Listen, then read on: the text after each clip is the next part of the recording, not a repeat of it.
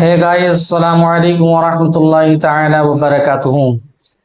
Welcome back to my YouTube channel. امید کرتا ہوں آپ حضرات خیر و عافیت سے ہوں گے. آج ہم ایک ایسی ویڈیو لے کر آئے ہیں جس پر ہم ریئیکٹ کرنے والے ہیں.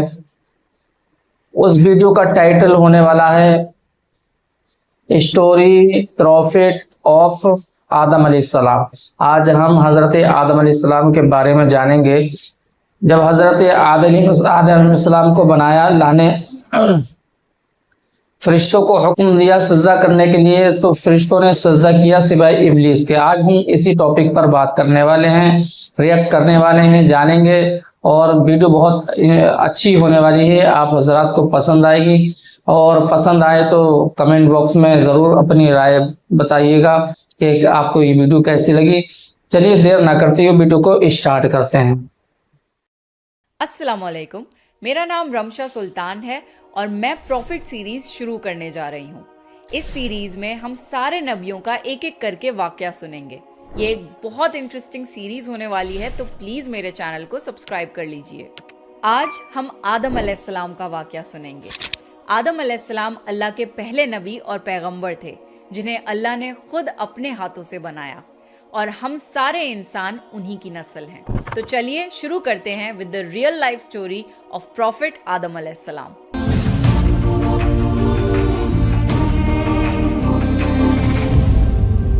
سورہ بقرہ میں اللہ نے آدم علیہ السلام کا ذکر کیا ہے.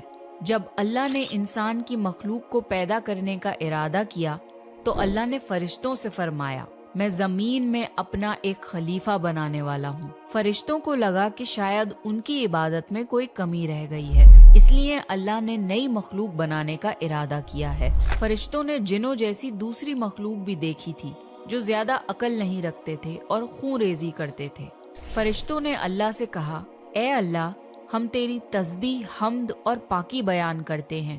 کیا تو ایسی مخلوق پیدا کرے گا جو زمین میں فساد کرے گی اور خون خرابہ کرے گی؟ اس کے جواب میں اللہ نے فرمایا، جو میں جانتا ہوں وہ تم نہیں جانتے. فرشتوں نے آپس میں کہا کہ اللہ تعالیٰ جو بھی مخلوق پیدا کرے گا وہ ہم سے زیادہ علم نہیں رکھ سکتی.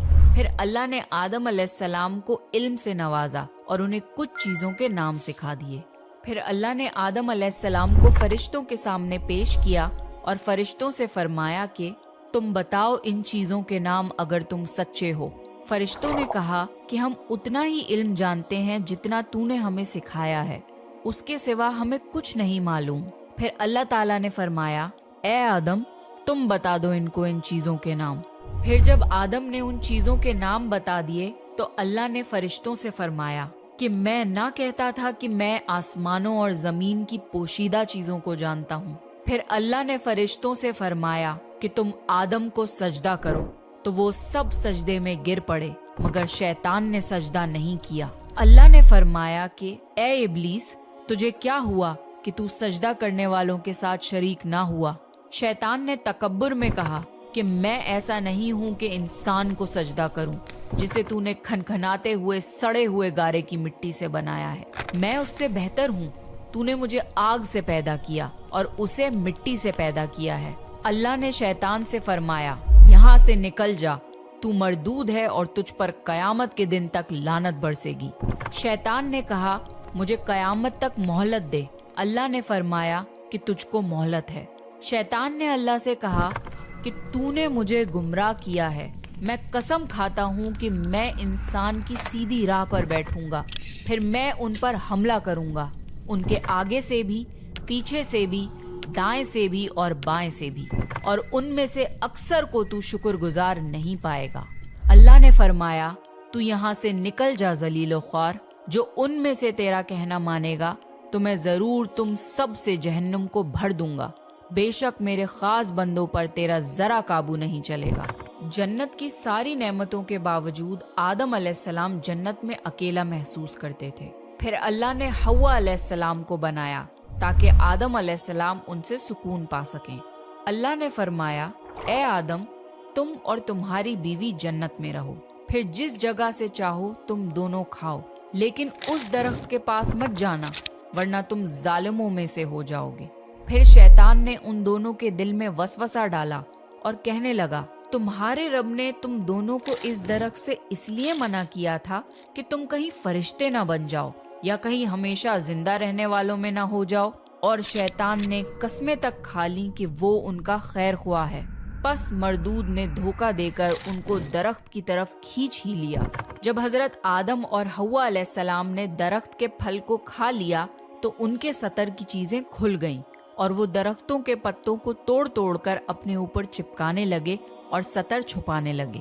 پھر اللہ نے ان کو پکارا اور فرمایا، کیا میں تم دونوں کو اس درخت سے منع نہ کر چکا تھا اور یہ نہ کہہ چکا تھا کہ شیطان تمہارا کھلا دشمن ہے؟ حضرت آدم اور حوا علیہ السلام نے کہا کہ اے ہمارے رب، ہم نے اپنے اوپر ظلم کیا، اور اگر آپ ہمیں نہ بخشیں گے اور ہم پہ رحم نہ فرمائیں گے تو پھر ہم تو ضرور تباہ ہو جائیں گے۔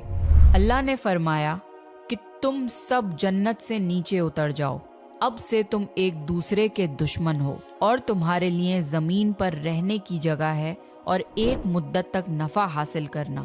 اب تم کو وہیں زندگی گزارنی ہے اور وہیں مرنا ہے اور وہیں پھر سے پیدا ہونا ہے۔ دنیا میں آنے کے بعد آدم علیہ السلام نے اللہ سے 40 سال تک معافی مانگی، پھر اللہ نے آدم علیہ السلام پہ رحم کھا کے انہیں معاف کر دیا اور فرمایا کہ تم اور تمہاری اولاد دنیا میں رہو، اور یہ بات یاد رکھو کہ جب میری طرف سے کوئی نبی ہدایت لے کر تمہارے پاس آئے تو تم اس کا کہنا ماننا، اور جو لوگ میرے نبیوں کی بات کو نہیں مانیں گے اور ہماری آیتوں کو جھٹلائیں گے وہ دوزخ میں جائیں گے اور ہمیشہ اسی میں رہیں گے۔ پھر حضرت آدم اور حوا علیہ السلام دنیا میں رہنے لگے، انہی سے انسانوں کی نسل شروع ہوئی۔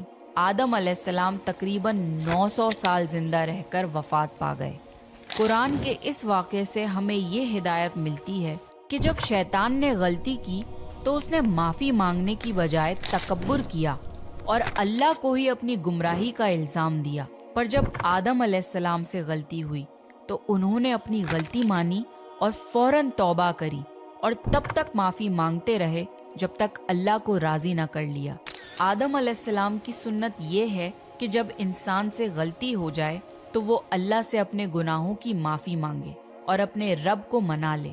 بے شک اللہ بہت معاف کرنے والا، بڑا مہربان ہے۔